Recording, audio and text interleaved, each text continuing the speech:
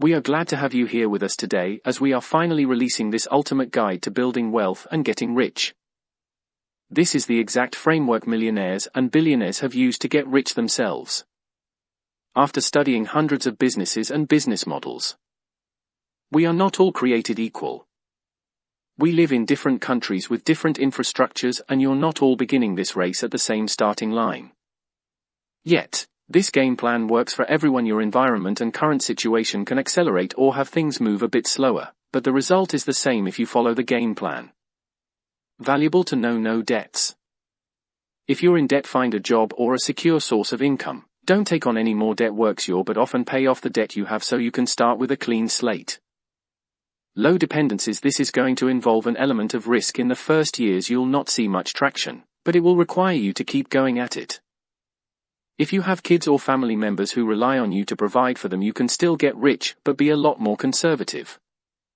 Start building it as a part-time project alongside your current job until the revenue from the new business can sustain you and your family. Income or savings. Realistically, you'll need resources. If you already have a job or some savings, these will come in handy. Even if you're bootstrapping it, there'll be some costs. You might need a car. You'll need to pay for some services even if you do try to do most of it yourself. 5 to 7 years. The average business takes 7 years to be successful.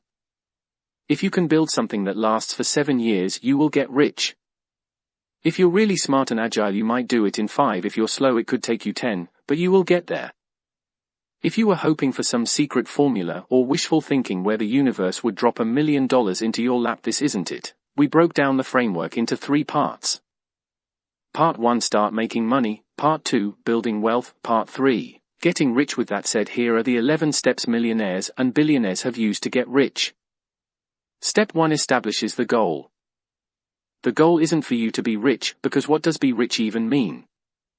When you set a goal, it should elicit urgency within you. When you're reminded of the goal, it should motivate your lazy self to turn off Netflix and get back to work. Every successful person out there writes down their goals, and not any kind of goals, but SMART goals. SMART stands for specific, measurable, achievable, realistic, and timely. If a goal doesn't have all 5 criteria, it's not a SMART goal. Instead of wishing for becoming a billionaire and knowing this will not happen for you, why don't you actually start closing that gap? A SMART goal would be make $1,000 a month from this new project by the end of December. If you're starting out, going from $0 to $1,000 a month is a big deal. You wouldn't previously be making any money from this idea, and now you're closing in. Once you do hit it, raise that ceiling: $5,000, $10,000, $50,000. We know people who are bringing in over $1 million every month, and they all started with smaller goals, crushed them, and then moved the ceiling up. Step 2, break it down and do the math.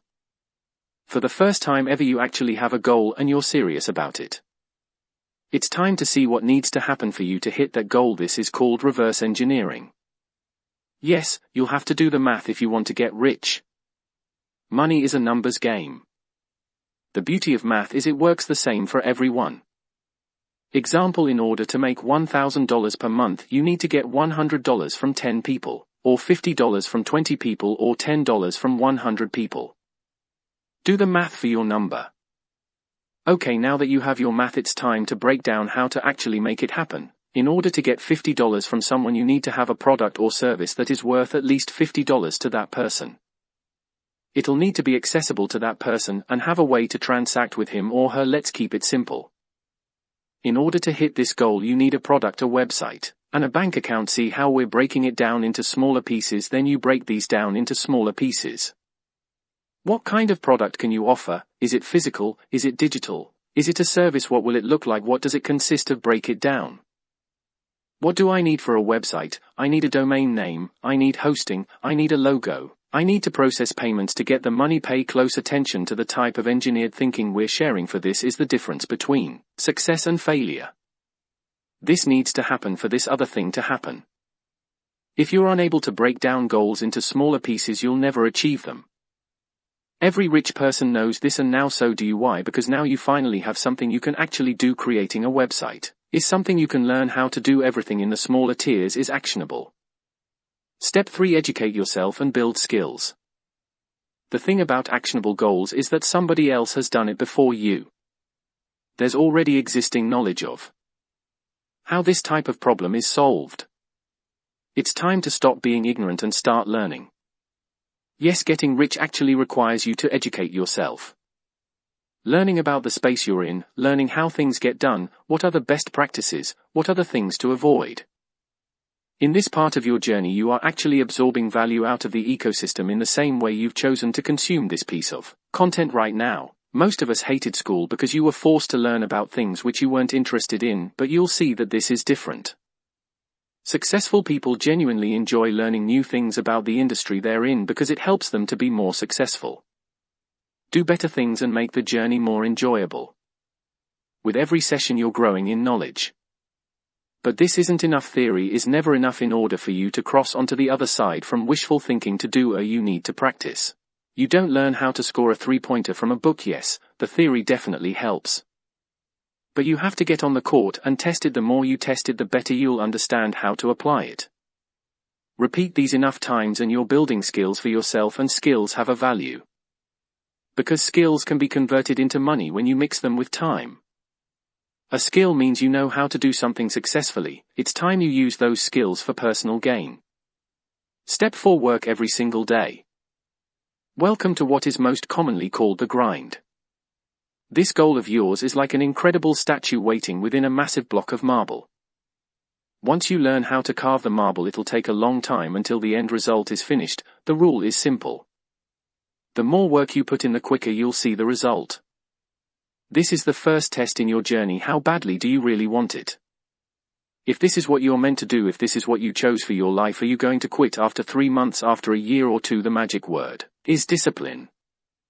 You need to discipline your mind and your actions. Always remember that if this project of yours succeeds, the rest of your life will be amazing. That's what's going to drive you to get back to work every single day. It'll be really slow in the beginning, but in a couple of months you'll start to get your first wins. Cherish them and then get back to work. Step 5. Get shit done. Here we're going to introduce you to a concept that's been the biggest differentiator in our own journey. It's called moving the needle, and it's exactly what you think it is. It means getting shit done, so you're actually making progress. You say you'll go and launch a website, then buy the damn domain, buy the hosting. Go live with it. This step relies on you hitting those smaller goals you broke the big goal into. These moves the needle for you. Set specific dates for them and then focus specifically on finalizing these chapters. You won't believe how many people are constantly working on their project or startup but never really move the needle. They're busy being busy, not making any progress. If instead, you focus on big decisions that will close the gap between you and these smaller goals. If you discipline yourself to work on them, you will win. At this point you are making money, you understand how the business works, what needs to happen for it to grow, and you should feel overwhelmed by all the day-to-day activities. These first 5 steps are that initial momentum you have to generate for yourself and to get that initial money coming in. The problem is you're now employed by the business. You don't own a business, the business owns you, and for now that's okay, but it's not sustainable.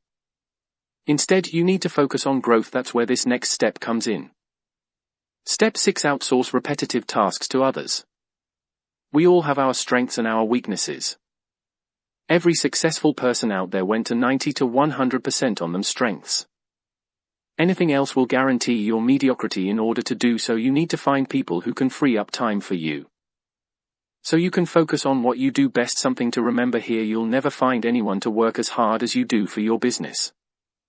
If you search for a clone of yourself, you'll keep on searching forever. Instead, find people who are willing to learn and are great at following instructions. Have them take care of repetitive tasks which you can systemize. Break each task down for them and have them do it over and over again. This part is called automatization. It streamlines your production process either through people or technology. Your goal should be to systemize and automate 80% of your entire business, with the remaining 20%, the creative part, being the strategy part, falling on your shoulders. If you're unable to bring in people to automate the process, you'll never grow. You'll always be trapped in a small rat wheel, running until exhaustion just to keep the lights on. Don't be afraid to pay these people well. Take it out of your pay. You're not interested in it. Pay yourself enough to cover your living expenses. If you want to succeed, everything else must go toward making the business better. Step 7. Analyze and improve. With the day-to-day activities taken care of and the business moving, it's time for you to take the wheel and decide where it needs to go, and how you're going to get there. This part falls on your shoulders. Nobody knows your business better than you do. The more you understand and measure, the higher your chance of success. That's why you always hear investors talk about, know your numbers, study your business to the smallest detail, figure out what's working and what isn't, study other businesses the same way you study yours and figure out what's working for them. These two knowledge sets, you can have the ability to make changes that will benefit the business, allowing it to grow. Your job is to manage the resources you have on hand. Revenue, the people that work in the business, and yourself. The better you are at managing these three, the better the business will do. At this point, everyone around you will consider you semi-successful. You've basically solved the business equation, and you're doing well. The money is coming in and so are the temptations. This is where the next step comes into play. Step 8. Live like you're poor. This is the wall that keeps the majority of people from actually becoming rich. It's something only rich people have figured out. Everybody else is stuck in the middle class, never understanding why they didn't make the leap into the wealthy class. Here's the secret to getting rich. The longer you live like you're poor when you don't have to, the richer you'll become. Take a moment and go through that again. The longer you live like you're poor when you don't have to, the richer you become. Self-control is what differentiates the real from the pretenders. Once you see that money coming in, you're tempted to start spending it to indulge yourself and the rewards of your work. It makes sense, doesn't it? You worked hard for the past 5 years and now you can finally afford a nicer house, a better car, better clothes, a better lifestyle as a whole. But this is what we call the middle of the road trap. You're halfway into the race, you've come a long way, but unless you run the entire thing, you won't get the medal. You have to cross the finish line to get your award. This is how the middle class gets stuck in the middle class and usually drops down in time. They think they're safe, they're no longer hungry. They splurge, you see them flexing. Be very, very careful of this trap, for if you fall into it, you risk losing the majority of the things you've built. Self-control and discipline at this step will allow you to actually become rich instead of just looking like you're rich. And here is how you do it. Step 9. Save to invest. You take all the excess money that you're tempted to spend on liabilities, and put it away. You don't touch it, you don't alter your lifestyle, simply pretend it isn't there. Work the same you've done up until this point, just for a little bit longer. This is where wealth building fundamentals kick in. The money saved needs to go into assets, not liabilities, basically, instead of buying yourself something you want. Save that money with the purpose of and to get into something that will generate you more money. There are two types of thinking. Most people think that you work hard to get the money so you can buy things you want.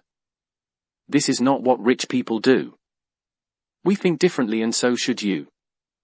Rich people work hard to make money so they can buy themselves money-making machines. Get enough money-making machines, and you can buy yourself anything you want without having to work at all. The first type of thinking requires you to work more as you want more stuff, but with the second type of thinking, the more you work, the less you have to work in the future.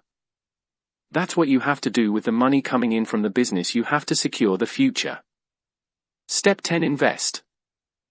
At this point, you're finally building wealth. This wealth is here to stay no matter what will happen to your business in the following years. You can still rely on this wealth to make your life easier. We could do an entire 30-minute video on different types of investments that you could make once you're at this point in your journey, but in order to keep it simple, there are mainly two types of investments you should make once you get here. 1. Cash flow investments, and 2. Appreciation investments or capital gains. Cash flow investments generate you monthly sums of money, while appreciation investments go up in value over time. Here are the top 5 most popular cash flow investments. 1. Rental income from real estate. 2. Certificates of deposit or CDS. 3. Bonds. 4. Dividends, and 5. Peer-to-peer lending. Appreciation investments focus on buying something and selling it in the future for a higher price. Here are the top 5 most popular appreciation investments. 1. Stocks. 2. Real estate. 3. Gold and silver. 4. Art and collectibles, and 5. Cryptocurrencies. There are situations where you can achieve both. The real estate is a great example for this, although it generates a monthly rental income. In time, the price of the property will also go up. So if you decide to sell, you'll make a profit later on. Unless you're educated enough to make semi-calculated speculative investments, we recommend you go with a real estate. To be honest, we've been reading the likes of Robert Kiyosaki and Grant Cardone, which are phenomenal for general knowledge, But the most practical advice we found outside our own personal mentors comes from a podcast called Bigger Pockets. Hundreds of real estate investors openly share their stories and strategies. It's one of the gold mines of the internet, and we're happy to give them a shout out. They took all the knowledge from their interviews and distilled it into 2 great books. The first one is called How to Invest in Real Estate, The Ultimate Beginner's Guide to Getting Started, and the second is called The Book on Rental Property Investing, but this one might be getting a refresher soon, both by Brandon Turner. If this is the first time you're picking up a book on real estate, start with Rich Dad Poor Dad by Robert Kiyosaki. Now once you begin investing, you'll have to keep the main business going for long enough until your wealth gets to the desired outcome, and that brings us to step number 11, sell the business and do it all over again, but bigger. Every business should have an exit plan. You start, you build, you grow, you exit. This is pretty much the path every person who's made a lot of money has followed. There is always bigger fish in the market, and because you've been performing so well, you've probably caught their attention. Between year 7 and year 11, you'll be faced with a period of transition in your life. You've been doing this for a decade, and you might be interested in doing something else. It's also a prime moment for exiting the business because the market is doing so well. The business is solid thanks to the investments you've made. At step 11, and your life has changed, this is the time where you officially let go and cash in. It'll feel weird, because you invested so much time, emotion and energy into building this. But at one point you'll have to let it go, that is in exchange for a ridiculous sum of money. Otherwise, just keep milking the cow and do business as usual. This exit allows you to completely recalibrate your life and pursue new goals. In the past decade, you evolved as a human being alongside your business, and your priorities have shifted. What you needed 10 years ago, it's no longer what you need now or what you'll need in 10 years. So you've got to make the change. Your family's needs will always be taken care of. Everything you care about is protected. You can now do whatever you want. But here's the interesting part. Everybody thinks that if they sold their business for $10, $50, $100 million or more, they would never work a day in their lives again. The image of the retired person drinking mojitos on the beach is an illusion.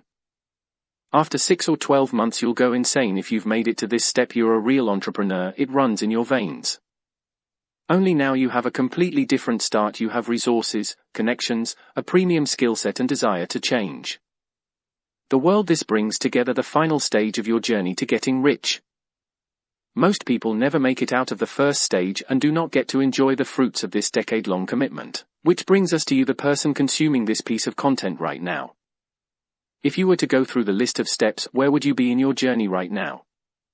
We're really interested in knowing what you're struggling with, so we can maybe provide you with some guidance in the future.